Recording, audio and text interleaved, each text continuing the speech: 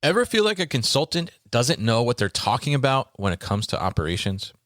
You need someone that knows what you're dealing with. That's the experience that today's sponsor, the Breckham Group, brings to the table. Built by operators and engineers, they help you bridge the gap between strategy and execution inside your distribution center. Learn more about how their proven framework called Precision Supply Chain Operations can bring faster performance, greater efficiency, and real ROI at breckhamgroup.com. That's BRECHAM group.com.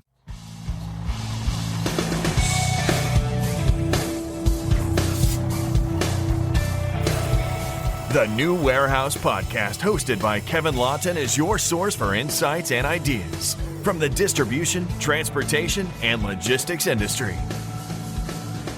A new episode every Monday morning brings you the latest from industry experts and thought leaders. And now, here's Kevin.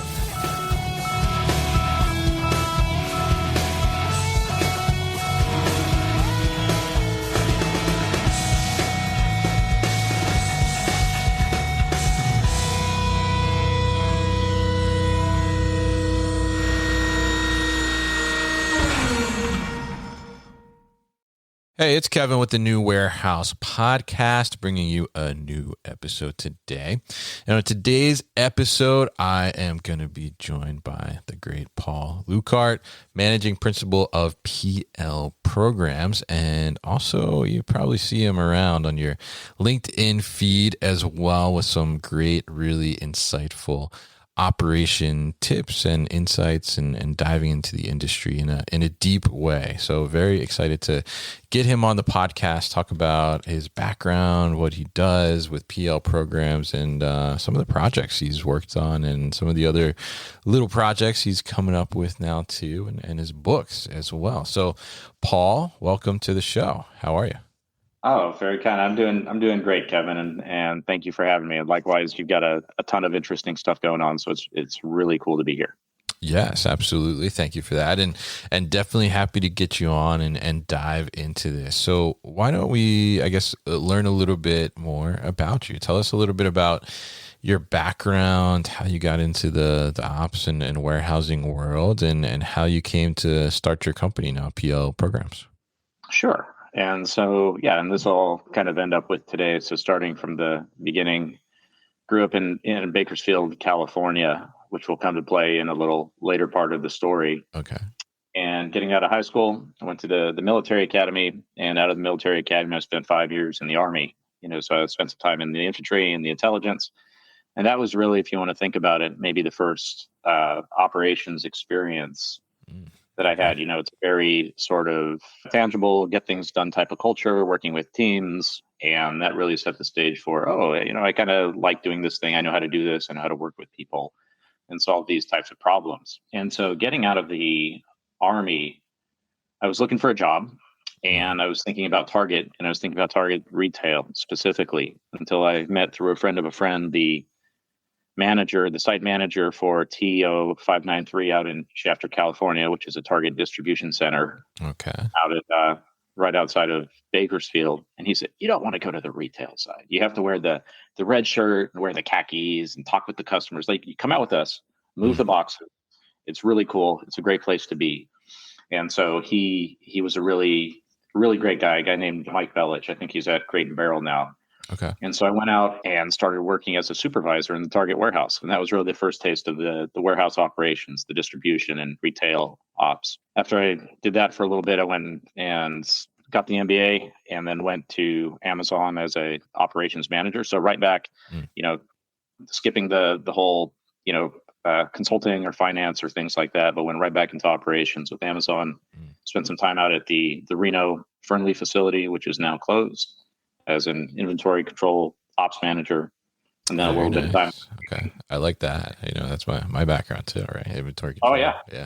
Yeah, it was really fascinating. And Amazon had some really sophisticated. So I got to see kind of the whole operations of the building, right? Like, what are you doing for quality throughout, from receiving through picking, through some of the reverse logistics, which I thought was a nice overview of ops. So it's not quite the same as running your 100-person picking shift in the morning, but you do get to see a lot of the processes and how they and how they contribute to the output that the that the actual customer gets at Right. the end. So it was a really good experience, and learned a lot about quality. And then the first class kind of learned a lean mindset that Amazon brings to operations. And more broadly, that was really my first exposure to like lean as lean, because they were going through a lot of, you tape everything up and you worry about the tack time for the orders and so on. So that was really informative and informative experience. After that, I took a little bit of a flyer and I joined a little 3PL called RailX, which was doing rail transportation from California to the East Coast. Okay. They did a lot of produce by rail, so you're packing oranges and onions and wine and cantaloupes and all sorts of things into rail cars. So if you've ever seen a cubed out rail car and tried to unload one, it's pretty intense operation. A lot of uncertainty in transportation times. And I got some multimodal experience dealing with rail, dealing with more with trucking, and I helped start up their Florida terminal and warehouse that was out in Jacksonville, Florida. So after Jacksonville, they asked me to come up and run their site, their flagship site up near Rotterdam, New York. So it was probably 250,000 square foot. That was most of their operations, and that distributed produce throughout most of the eastern seaboard, including New York City, including Pennsylvania, and all up and down the coast. So really cool. That was my first, maybe not the first, but the Florida facility was about 40,000 square foot. New York facility about 250,000 square foot. So stepping up in the responsibility and the complexity of running some of these operations, which was really neat. And then after that, worked for a company called briefly the Allen Company out in Colorado, and was their head of distribution and logistics for a short time, and then went to XPO Logistics as a project manager, as an implementation PMO manager.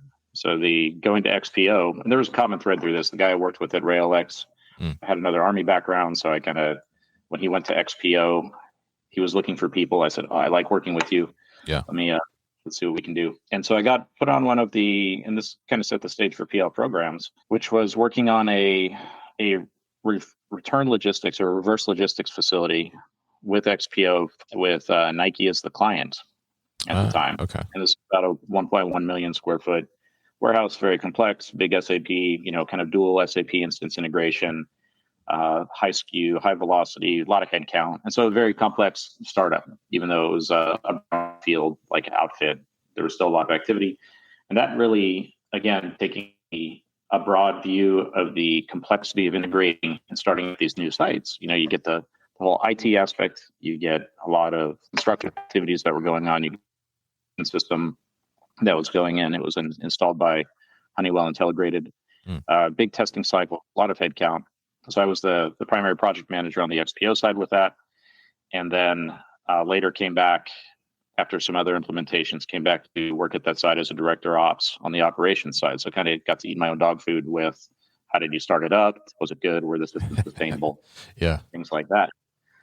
And then around 2019, I left XPO to start my own, and really after a couple of different iterations at that, got an independent consulting client doing essentially what XPO, which was warehouse startup PMO. They were starting their first North American distribution center. Okay. They needed somebody who before. It was a good match, good personality match. And so I helped them start up their North American DC. Along the way, I picked up support from them and their manufacturing partner. And so I had hired a coordinator, hired another project manager for some of this additional work. And that's really where PL program started, was around 2020 with this main kind of anchor client and then picking up some side projects and additional work along the way. That brings us to today, where the primary project is, site startup is done. There have been some other projects, site moves, site optimizations, things like that along the way. And now working for the same client on another site. So that's been the path. And now I'm based out of Indiana, just north of Indianapolis.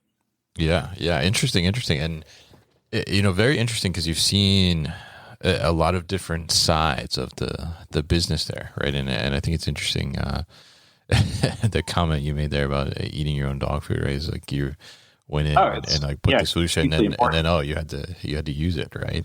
So very interesting perspectives there, and really interesting how you came to start the company, what you're doing now, PL Programs. And so tell us a little bit about seeing those different sides of the business and being in those different roles and evolving over your career, what do you think kind of now about the current state of the industry? Like, what do you think, compared to when you started as that supervisor at Target to where we are now in the industry? What are your thoughts around that? So I think it was really helpful to have gone through the different levels of management and different roles, because as a consultant now, it's helpful to be able to say, oh, that's how things are done on the floor. That's how the associates are going to interact with this technology, or things you should think about from a just a straight management perspective. But I think if you look at it just from a purely technological perspective, you can have a solution. You should also consider the people, the organization, and from the executive down to the front ranks on how they're going to interact with the solution. So how have things changed over time? A lot of warehouses, when you look at the material handling, modern material studies of automation in warehouses, and the set, there's certain companies that are on the cutting edge of technology, and they're pushing the envelope, and they're integrating new solutions. And I know XPO makes a big thing about their stance of being very technologically forward, but there are a huge amount of operations that are not. I think something like 60-70% of warehouses are just totally manual. They have forklifts. They have, maybe they're doing contract packaging or something like that, something very manual. And a lot of the fundamentals of warehousing process and people management have not changed. Mm-hmm. So you still have to know how to manage people. You still have to think about, some basic fundamentals of how do you set up your processes and the steps that a package has to go through, from receiving through, stow and put away, and then pick, pack, and ship type of operation. So that stuff hasn't changed. I think maybe where you're going is how has automation affected employment, and the skill level for the more highly automated facilities is probably going up to manage them and understand and interact with the technology. I think that's a standard answer, but at the same time, technology is abstracting away a lot of the complexity. We do things in software development now that you couldn't do 5 or 10 years ago, just because or 15 years ago, because the languages have gotten more advanced, the interfaces have gotten more advanced. So I'm not sure it's true to say that these systems will be more complex to manage, because that's being considered in the design. I think what you're seeing is that structurally, a lot of the automation is creeping into these little niches where it hadn't before. So it's just becoming more pervasive. So over time, I don't think you may see some job loss immediately, but it's probably in foreclosed job opportunities. It's not today's jobs that are being lost, but it's tomorrow's. When Target put in a mini load at my building, they said no one's going to lose their jobs. We're going to hire another 50 or 100 people. We're just not going to build another distribution center or two. Interesting. Okay. So this kind of rambling way to get at your question, but the skill level is you may see some higher level talent jobs required on the on the planning and the management side to manage the technology and some of the strategic issues. You probably won't see a higher skill level required at the user level, because the complexity is being abstracted away and handled by the robotics. You will see less headcount, and there are still a lot of places out there that use a lot of manual traditional warehousing processes. Oh yeah. Okay. That's my spiel. Definitely. No. I think that's a really interesting perspective. And I think it really interesting as you point out there that, like at the Target example, right, to put in the mini load and they're like, we're actually going to hire more people, but it means we're going to not going to have another distribution center in the future, right, to expand into and then hire into that. So that's a really interesting perspective. I don't think anybody has really brought up on the podcast before. Certainly, obviously, we've talked about, job replacement and things of that nature and what that could potentially look like. But that is an interesting perspective on that. So, tell us a little bit about, you mentioned something there like a couple times around the skills for those leaders to have in these types of operations that are going to be more automated or maybe have more technology involved. So, if you look at, what qualified someone to be a warehouse supervisor, warehouse manager, ops manager, a couple of years ago versus maybe now with a more technology forward distribution center. What are the differences there, and what kind of skill sets do you think someone should be looking to be more robust on to be in these types of operations? let's think about what's happening. Some of the aspects of people management are decreasing in these more tech forward operations. So instead of dealing with 4 shifts of 75 or 80 pickers or something like that, you might be dealing with a goods to person picking system and how to manage it and things of that nature. So maybe you have to be a little less apt at people scheduling and a little more trained and educated on how to look at the system tools that you have available. So that part's probably pretty obvious. Like I have to read, which machines are available, how are they performing? Is the algorithm working? Is there anything we need to do to adjust the settings? But I think people are going to have to get more savvy and trained at some problem solving and process and business analysis. On the problem solving part, the issues may not be as obvious as, we're missing rate because, Bob and John went to the bathroom when they weren't supposed to, or something like that, or we got to do some coaching and we got to do the people management to make sure that we're hitting our rates, or you can't just add more people in some of these situations to make up for deficiencies or go out and fix some of the inventory problems yourself necessarily. Right. You're going to have to get more apt at saying, okay, what is the true root cause of some of these issues that we're seeing? Why is the inventory off? What are the upstream contributors to that, and troubleshooting those. The other requirement that this technological landscape imposes on leaders, when I say business analysis, that is foreseeing and defining their processes. There's less room for improvising once the system is in place. So you have to explore every nook and cranny of a process and possible exceptions and scenarios that may happen in the future.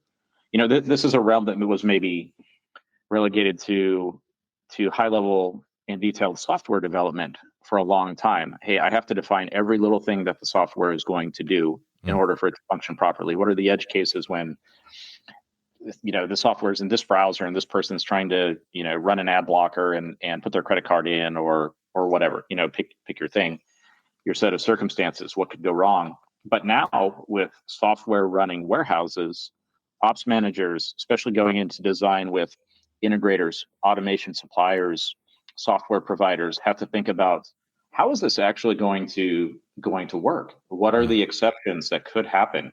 How might my business change, and what flexibility might I need to make these things happen? And that requires a different mindset of, okay, I have to explore these options, these scenarios, these permutations of what might happen. Because if you just take something that's out of the box, or you don't do a thorough job, you're going to end up in trouble. You're going to end up with a different profile that you didn't consider, or an exception scenario you didn't consider, or, oh, geez, we wanted to, taking some examples from recent projects, we wanted to be able to modify the order, cancel an order at the dock. Well, then what happens? Or modify something. Well, the robot put it there. Yeah. A person didn't put it there. A robot's going to take it away and maybe put it in a truck. Like, where did you think ahead to say we might need to change an order here, and then what happens to the goods?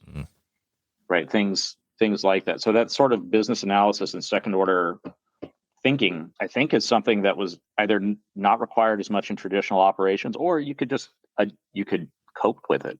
You could say, we didn't think about that. Okay, Paul knows the workaround in the system to do this and that, the other thing. It'll work out okay. The good old workaround, yeah. Sure, but you can't work around if there's no workaround. Yeah, in the system. You're stuck. So.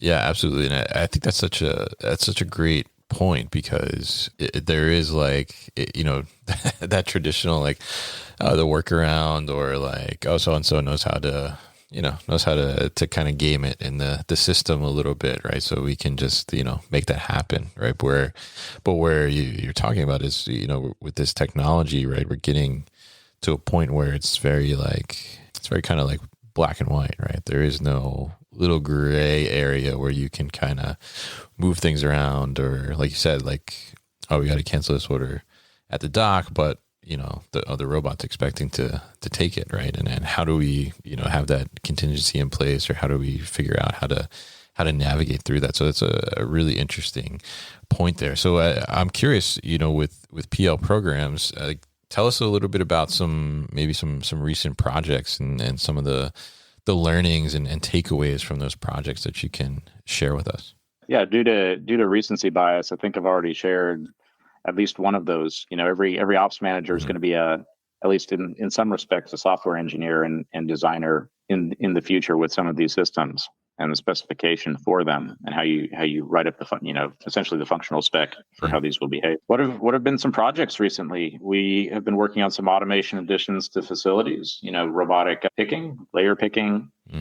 We've been looking at automated truck loading in some facilities, which is, that's really exciting because that's a really challenging niche for the robotics to fill. And it's also depending on exactly how you're doing it, it can be a very difficult and strenuous job.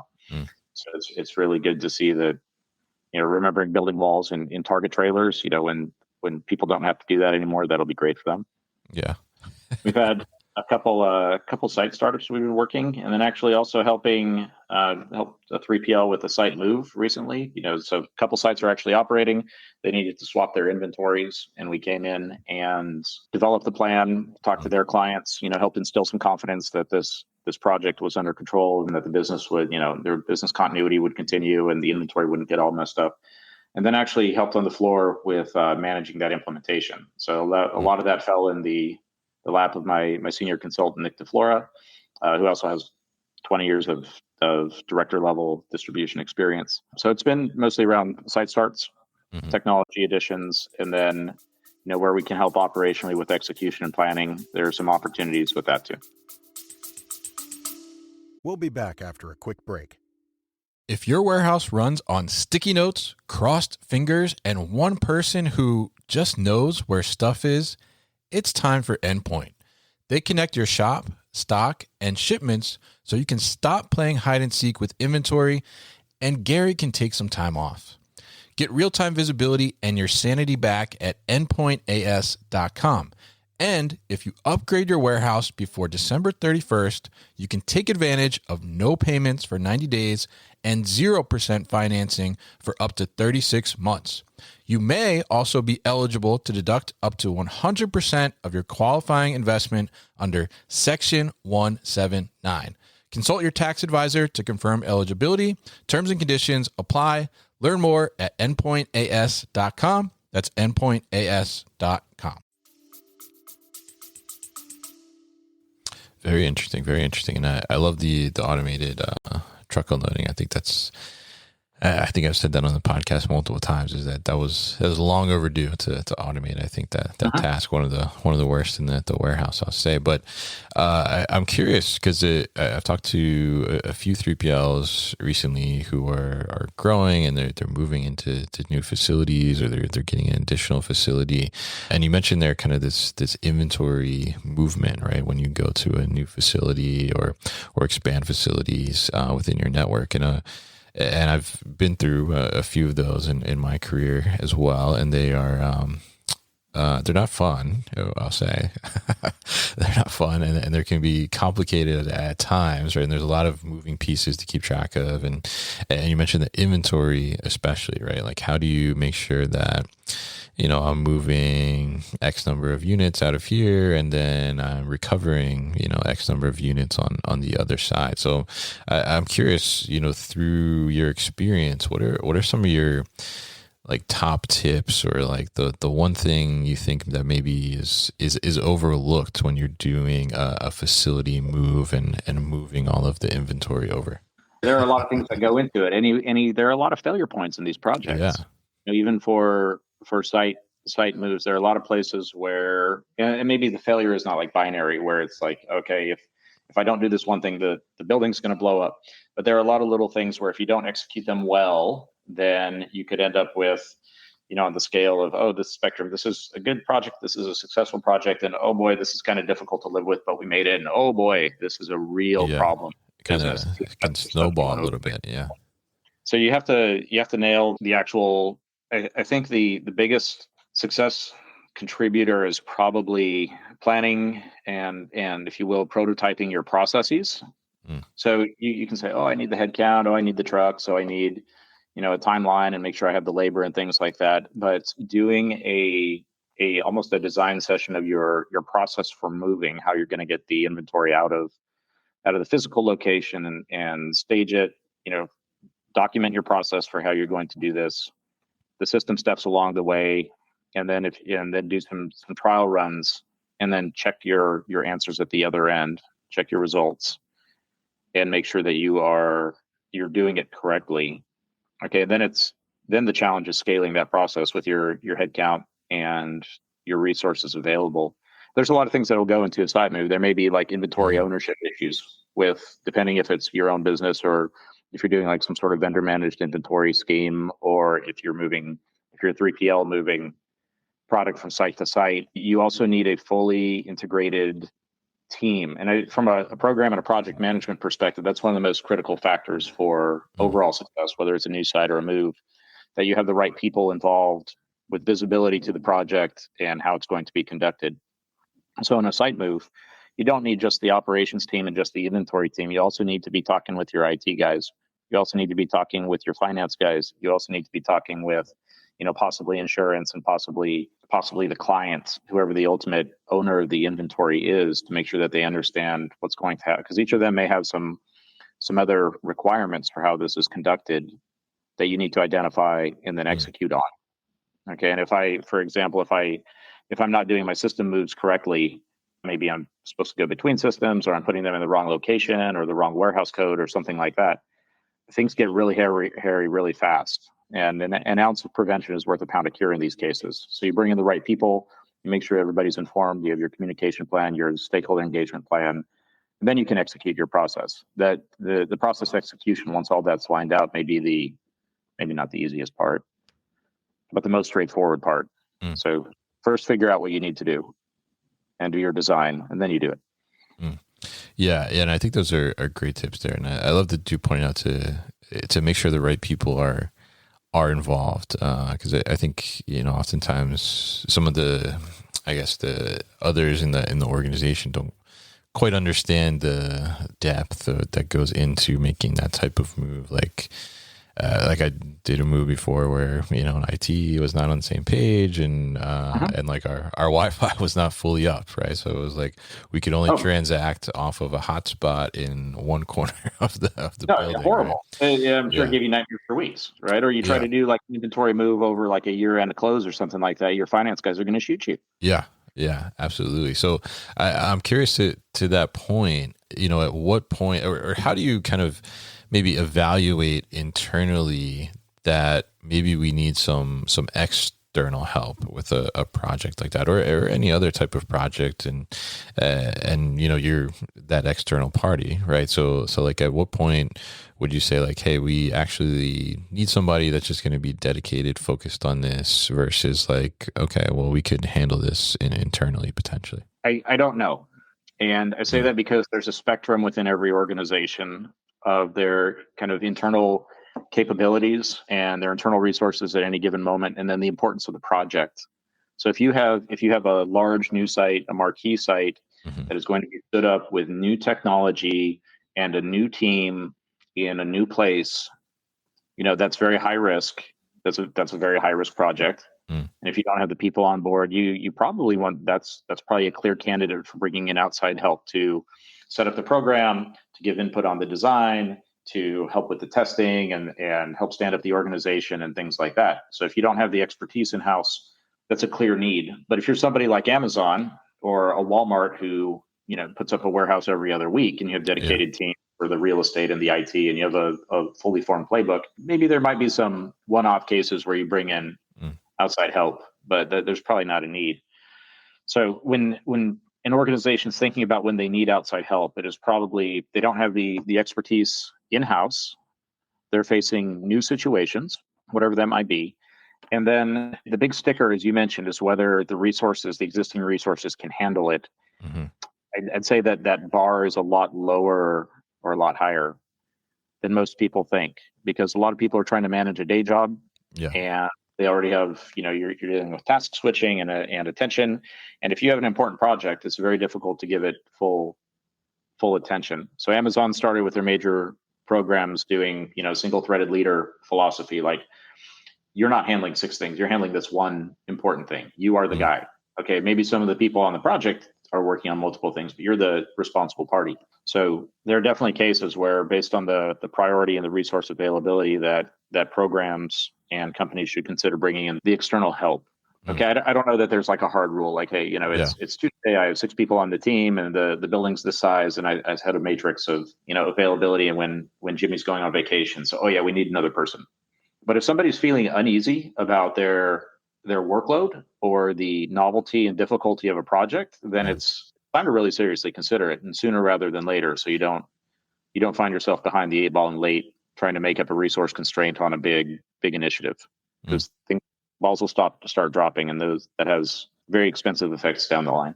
Yeah, absolutely, and interesting points there, and great advice too on how to kind of evaluate that internally for your organization. So now you wrote 2 books as well. So let's talk a little bit about those. So I guess tell us what the books are and what they're about, and kind of why did you decide to write them too? Why write a book? Sure. Yeah. The first was called Practical Floor Supervision, and that is my book on how to be a warehouse supervisor. Nice. And I wrote it coming out of Amazon. I went to RailX, starting up a facility in Florida, and the organization was not mature as far as its training pipeline for supervisory leadership. So I found myself giving a lot of instruction from things I had learned at Amazon, at Target, other places, reading to my supervisors. And I said, I was looking for training materials for these guys, or something I could build a curriculum off of. And there was there was a book from 1983 on how to build be a warehouse supervisor. It's out of print. It's got, kind of crinkly pages. It's only available in hard copy on Amazon if you can find a copy. And it was quite dated in a lot of ways. So I said, okay, I'm going to write a little handbook on how to do this job, specifically for the people doing this job, and maybe the ops managers if you're looking to train or evaluate how the supervisors are doing. Yeah. So that became Practical Floor Supervision. I spent, 4 or 5 months, something like that, writing the book, and then put together my cover in PowerPoint and self-published on Amazon, and you too can buy a copy and learn how to be a warehouse supervisor. Definitely. So, it was actually used in the Auburn Harvard Business School, or School of Business. I forget the exact name, but one of their supply chain professors, David Strickland, picked it up and used it as a curriculum for his supply chain students to say, this is kind of like what's required on this job. When you go out into the world in a job like this, here are the things to think about and how to do it, which was really cool. Got to talk to a bunch of college students about being a warehouse supervisor. Yeah, so I love that. Then the second book was called Practical Performance Management, and setting up and designing performance management, standards for, and how to run the management program for hourly or direct associate productivity. Okay. So like, how do you set a numerical goal and a standard for people to hit? Is it fair? Is it valid? Do you do it with, kind of a set of pure rates, or do you do an engineered standard? What are the pros and cons of each? How do you do it? And then how do you set up the management scaffolding and the system to make sure that you are enforcing it consistently, fairly, that you have you have productivity over here, and you maybe have some counterbalancing metrics over here of quality and safety that you have to consider. So how do you tie that together in one performance management program and administer it effectively?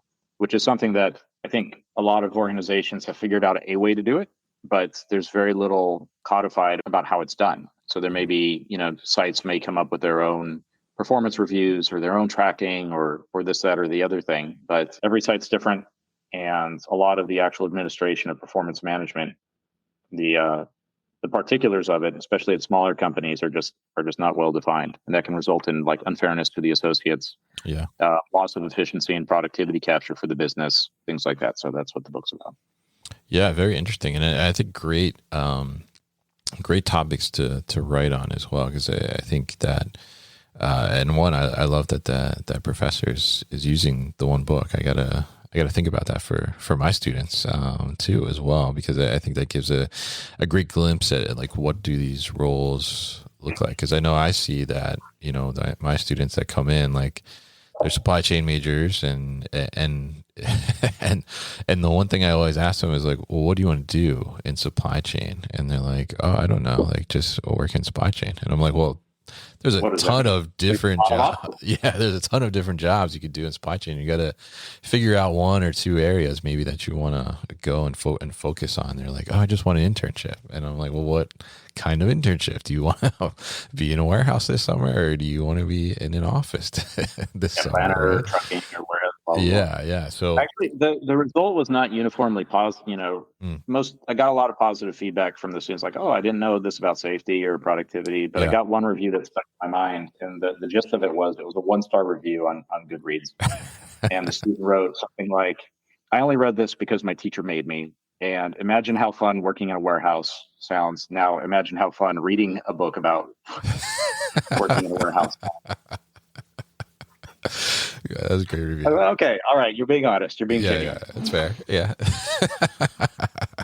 Very interesting. And I love that you've created these resources for the industry or people that maybe are interested in getting into the industry. And I think that's a great thing to do. And so you built another tool as well called Simple Dim Presentations, which is pretty interesting and something I think that I would have liked to have when I was an ops manager. So tell us a little bit about that and the pain point that you're solving there, because I think it is one that people probably don't think about like consciously, but it is a pain definitely that you face from time to time.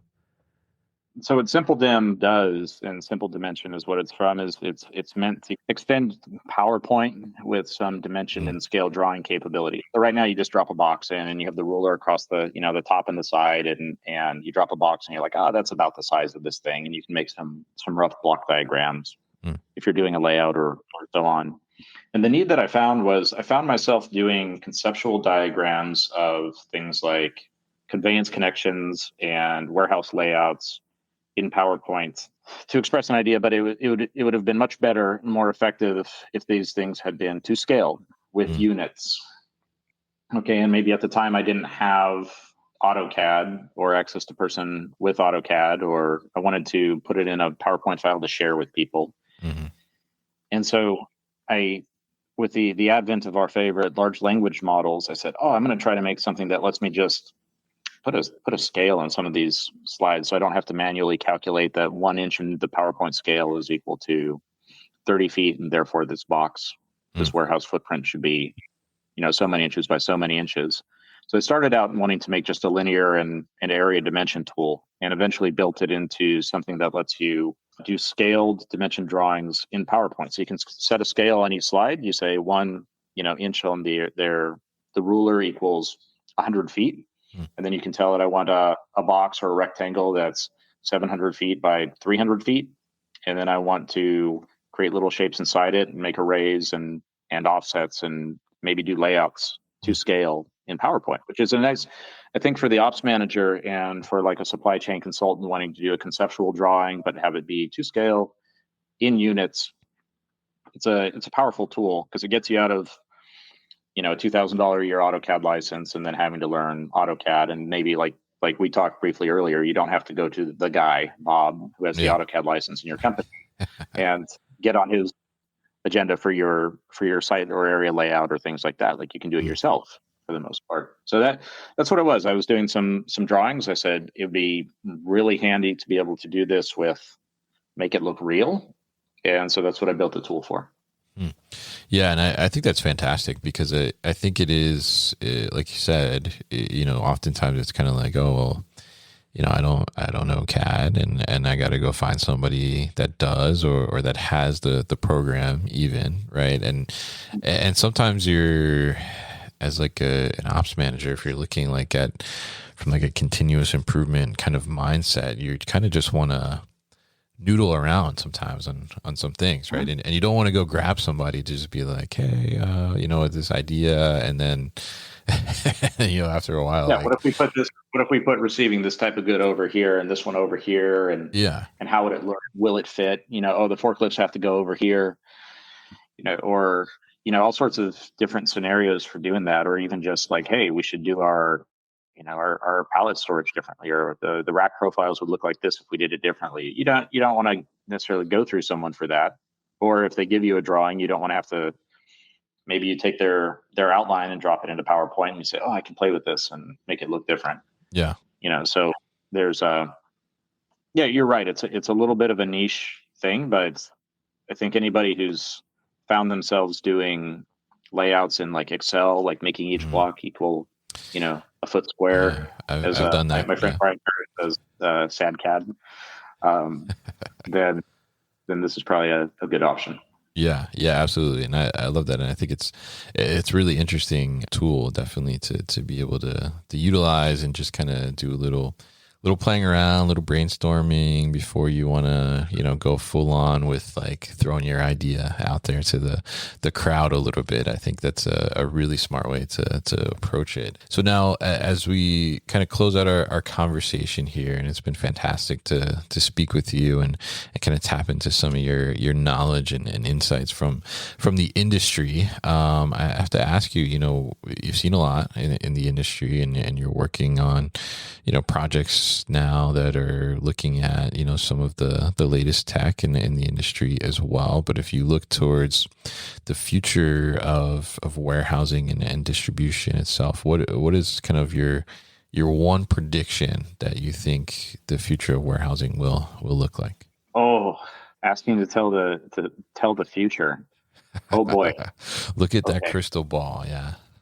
Yeah, stock answers would be something like, oh, AI is going to eat everything and you're going to see more automation penetration and so on.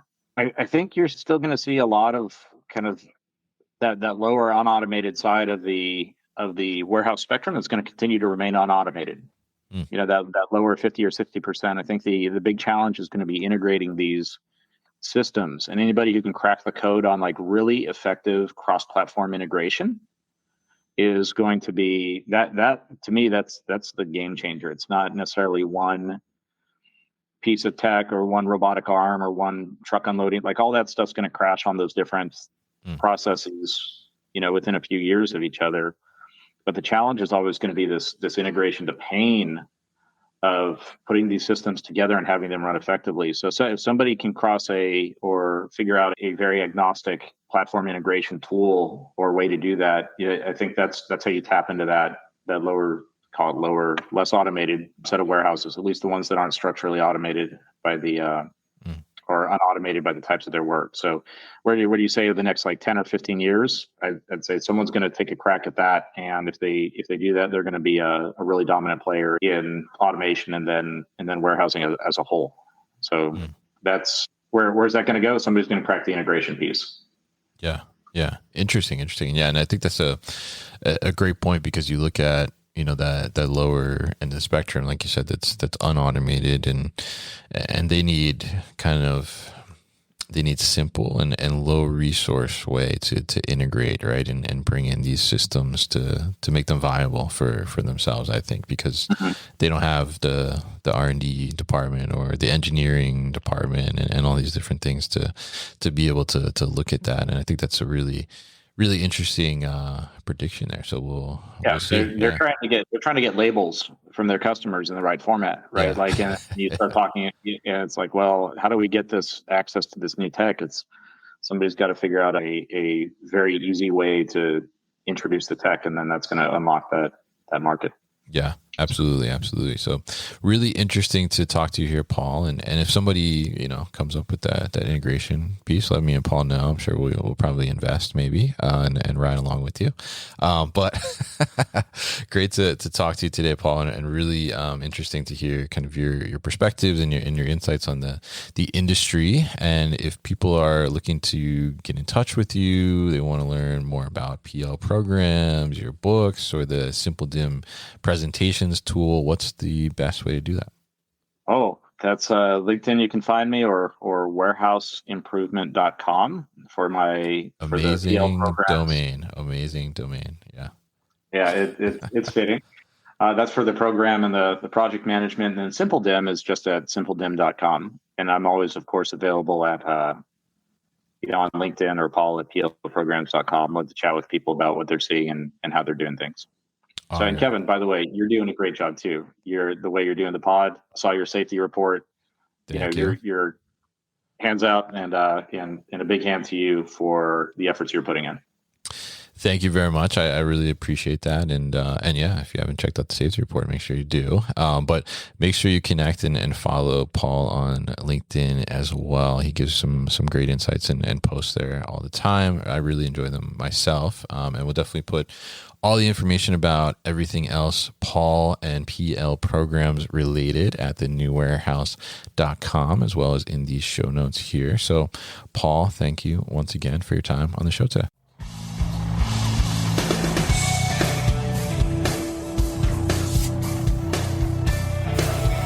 You've been listening to the New Warehouse Podcast with Kevin Lawton. Subscribe and check us out online at thenewwarehouse.com.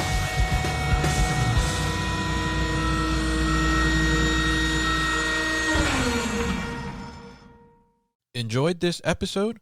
Make sure you are subscribed to the podcast, and for more content from the New Warehouse, find us on LinkedIn and YouTube. Links to subscribe can be found in the show notes, and for everything The New Warehouse, head to thenewwarehouse.com.